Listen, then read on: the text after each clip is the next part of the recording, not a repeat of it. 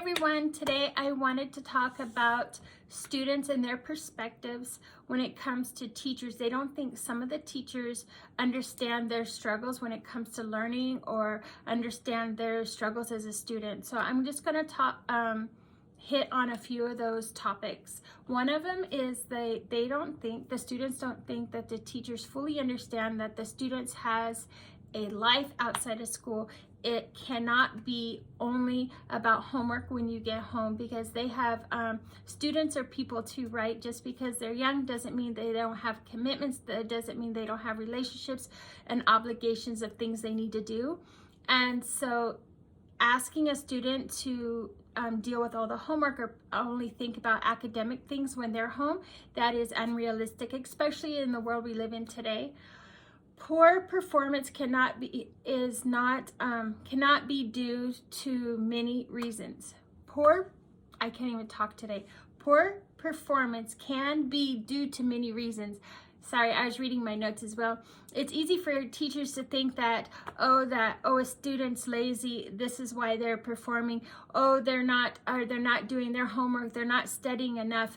Those type of things can be is what a teacher can think, but actuality that can be the situation, but for many it is not the situation. So what is the situation? Students may not pay attention in class or struggling with coursework, maybe due to factors like their home environment. Maybe because a lot of our kids now are raised in single family homes, or they have to work for their family and their siblings, or perhaps there's a lot of health issues nowadays going around, whether it be just chronic things, fatigue, depression, anxiety. There are also going to be financial struggles that the students worry about in their home. So it's not just their poor performance in class is not only about, they're not doing their homework or they're not studying enough. So students wanted to let people know, or let teachers know, that, hey, it's not always the issue, your standard traditional thinking of why poor performance is happening. Also, poor hygiene. Teachers don't understand that poor hygiene is not always the student's fault. It also can be related to depression or home environment, or not some families or poor. Everybody's family is a little bit different, or maybe there's massive children or different people in the household, and it's just not a priority. Or if it's not a priority for the parent, then how is it going to be a priority for the student? So just because a student has poor hygiene doesn't mean that they need to be judged. It doesn't mean that they're just dirty people and they don't care. It's just they're not taught, or the resources are lacking. And so let's just think about those things when we think about our children, or children at school's hygiene. And with that said, let's remember that parents' values are not the same as students' values.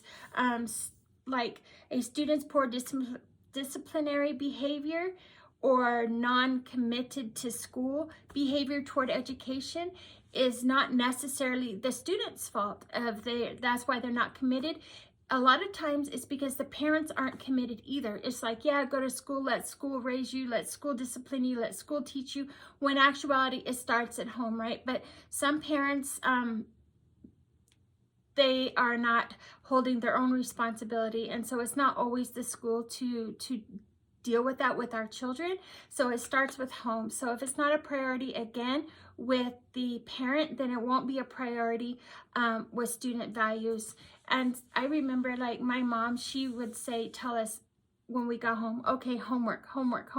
Or if it's the weekend, it's Friday, we just got home, she would be like, okay, do homework first Friday night, that way you don't have to worry about it all weekend. So and I carried that tradition all the way through college. Like, let's get the homework done so we can hurry up and play, right? Hurry up and get the homework done so we can hurry up and play and have free time and do whatever we need to do or want to do. So yeah, if it's not a parent's priority, it's definitely not a student's priority.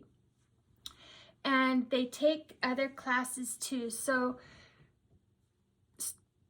teachers, please remember that students do take it's not all about your one class. There is when I was growing up, I had 7 classes, and so that's 7 different topics. And could you imagine if 7 different teachers gave homework, 7 different homeworks in one day or over the weekend? I'm not saying be lackadaisical about homework. However, just take into consideration that there's the kids are doing different topics or different subjects, not just your class. And so that can be very important too. And especially with online classes, the kids are coming and going. Maybe they do half of school at school, maybe they do half online, or just because their whole curriculum is online doesn't mean they have all the time in the world to do homework or schoolwork. So just take that into consideration, that students take other classes too. Okay, lateness is not always the student's fault. And I have realized this just being a single parent. My daughter is a single parent, right? And they live clear across town and this and that, and it's hard to get your children to school. So the children shouldn't be penalized for their parents, right? And I know I'm talking about parents, but a lot of this is parents, and we got to start young, because the lateness and this and that can become something that they continue doing all the way through high school.